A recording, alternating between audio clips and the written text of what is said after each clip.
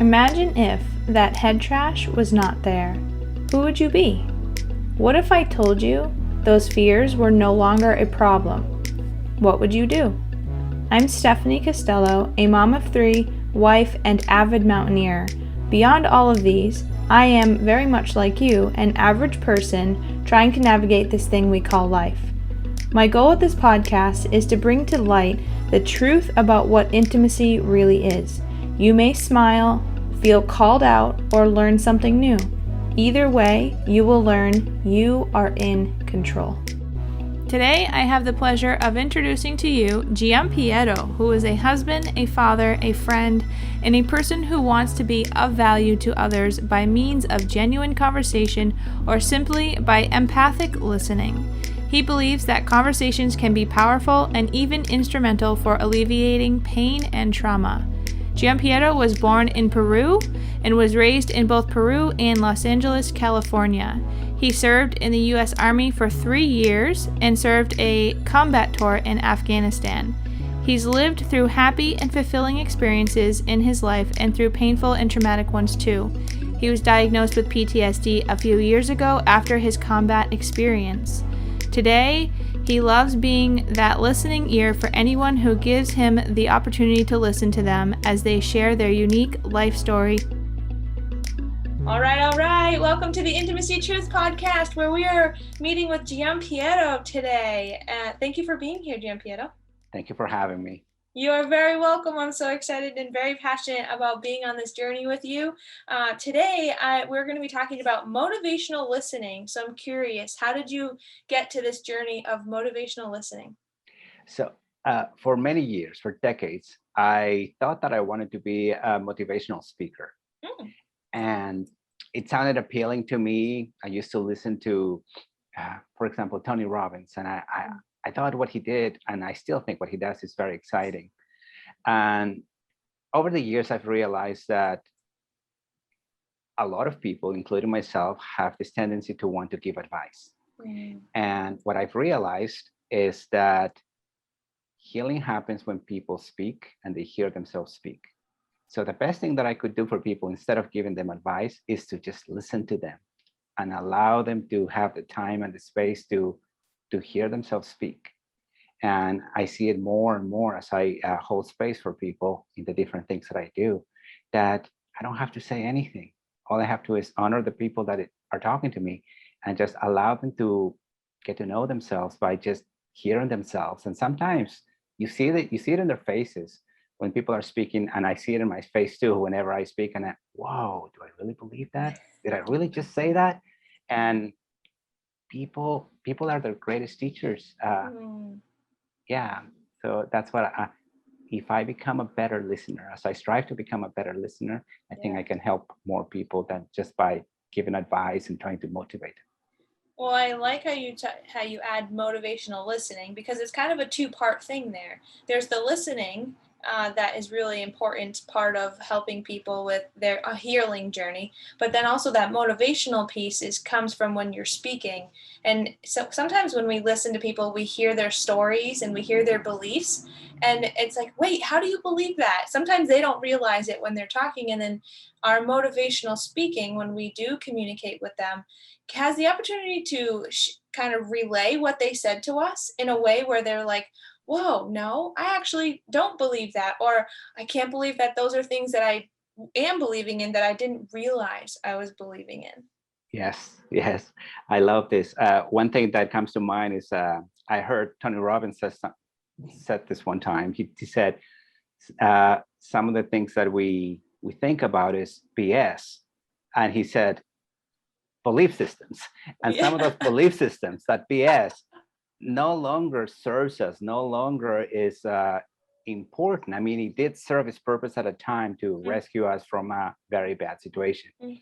And at some point, we have to realize I am not that person anymore. I'm not there. I'm not. I am a little more powerful than I was before. So I need to also rethink my own personal philosophies and how I behave. I love that. And for me, that brings up a book by Steve Adams called Unleash the Peak Performer Within You, and he talks about the states of flow, the different phases, and there's the struggle, release, flow, recovery. And struggle, oftentimes in our life we get to struggle, and then it's like, oh no, I'm back here again. How am I back here again, right? And then sometimes even recovery, especially in America, we're just like, recovery? What's that? I don't need that, right? And then all of a sudden our dashboard of our body is like, you have this problem, that problem, this problem, that problem. It's like, well, it's because you haven't allowed your body to recover over many, many years. But to get back to that state of struggle, when we're stuck there and we're having a hard time getting out, sometimes those old beliefs can come up, and then we can get overwhelmed by emotion of like, oh, where's the release? Like chasing the release instead of just allowing the release to come. And so what you're talking about when it comes to the BS, the belief systems, we might change those belief systems, and then they might come up again. And it's okay when they come up again, because it's like, oh wait, reminding ourselves and having good accountability partners to remind ourselves that that BS, that belief system, is no longer who we are today. And I have to share, I very much value our relationship, Giampiero, because you are a significant person that I've connected with that has helped hold me accountable every time I hear you speak. And it's like, oh, right, I'm not back in, my childhood days, or I'm not back in those tough experiences that I was having, in my history. So I very much appreciate you being here today. Thank you so much. And I get a lot from just being your friend, from being just like, you hold space for me too.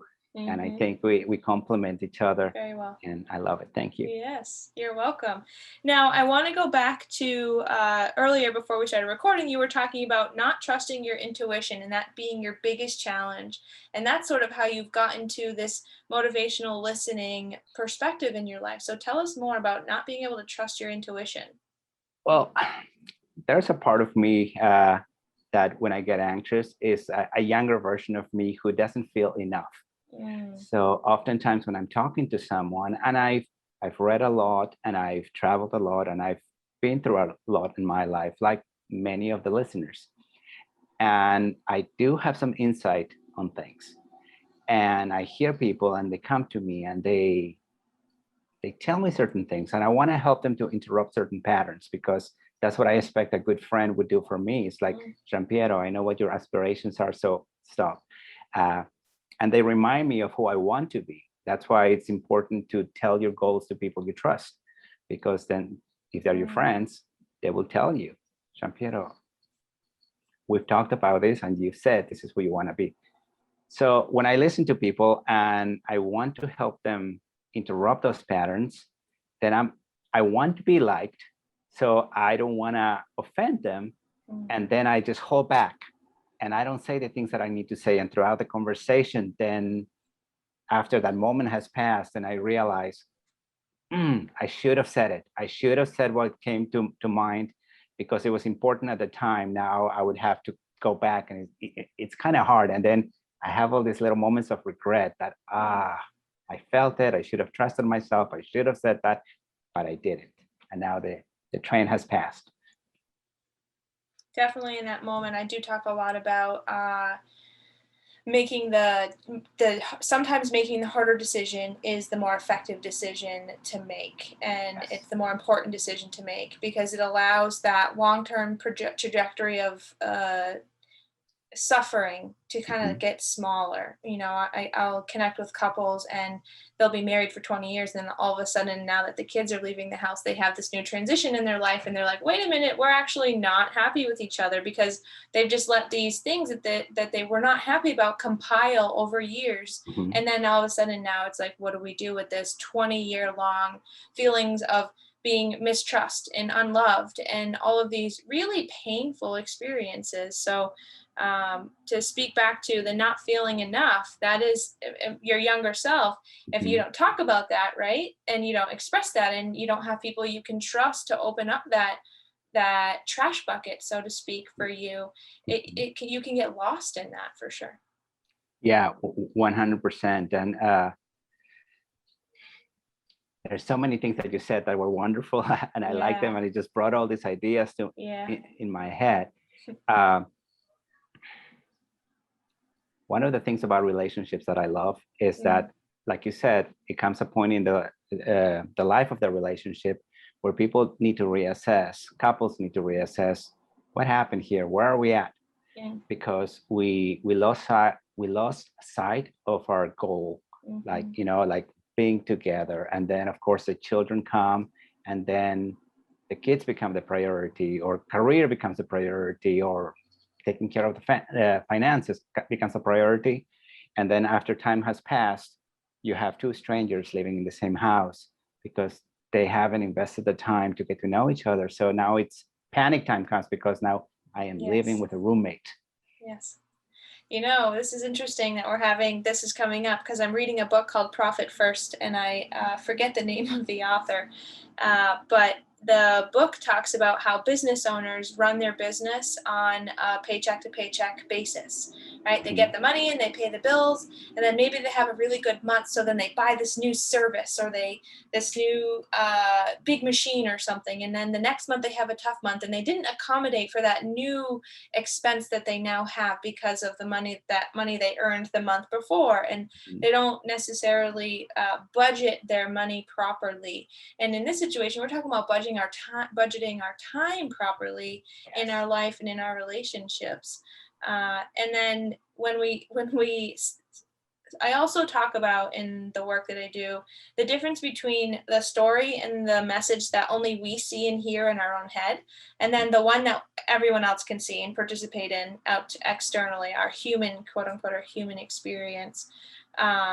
When we're not trusting in our own intuition or trusting in ourselves or feeling confidently internally, and that story that we hear and replay over and over and over again is a bad one, and we're not investing the proper time into shifting that internal message, the external one is going to be what the internal one is.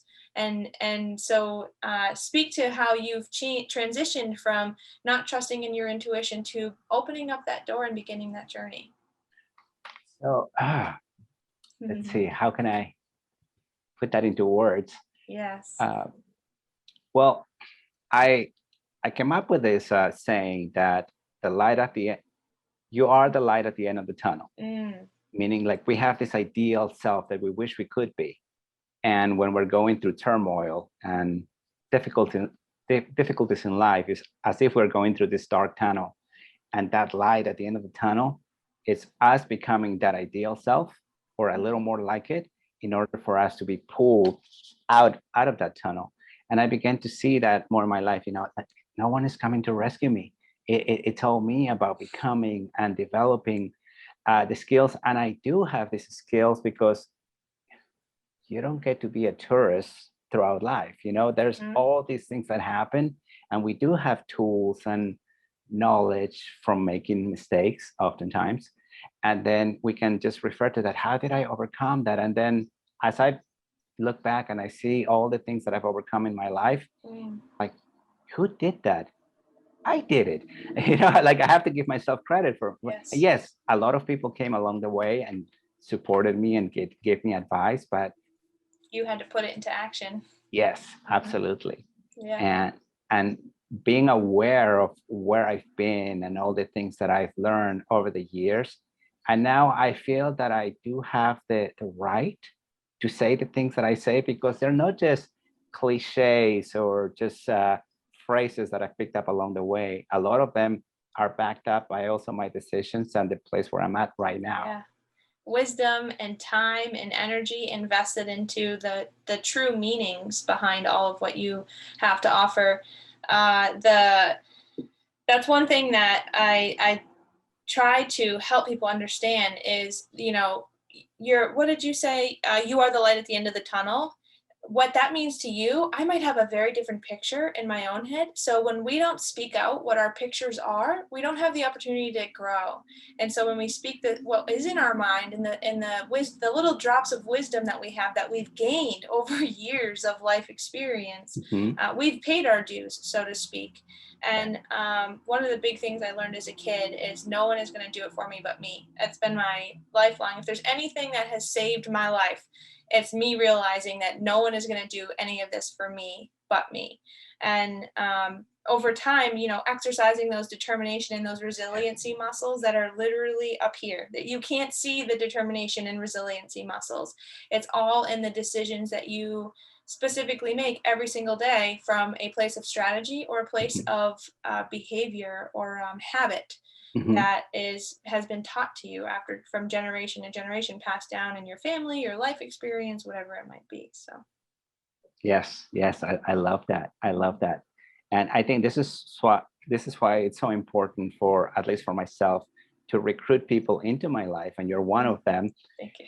Who will hold me accountable, because if I say something, hey, I wish I'm going to do this, I'm going to give a public speech, or I'm going to do this goal or that other.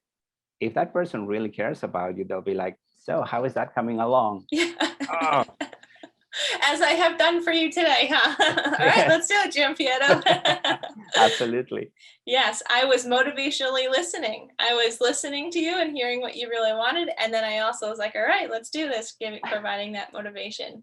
I love it. I love when these kind of things come full circle. And you know why the part that I love about this motivational listening is that somebody can try to motivate me. But if I say I'm going to do something and I do it, then I can begin to believe in myself and trust in myself. It's like, whoa, I did something I said I was going to do, and I'm striving forward, and I'm accomplishing stuff. And that's the motivation to know that I am becoming, that I am overcoming certain challenges, all on my own. Yes. And absolutely. This has been a wonderful conversation. I'm very thankful that you decided to take action and do this with me. Thank you for trusting me and sharing your vulnerability with me, but also thank you for holding space for me equally as so in return. Thank you. You're very welcome.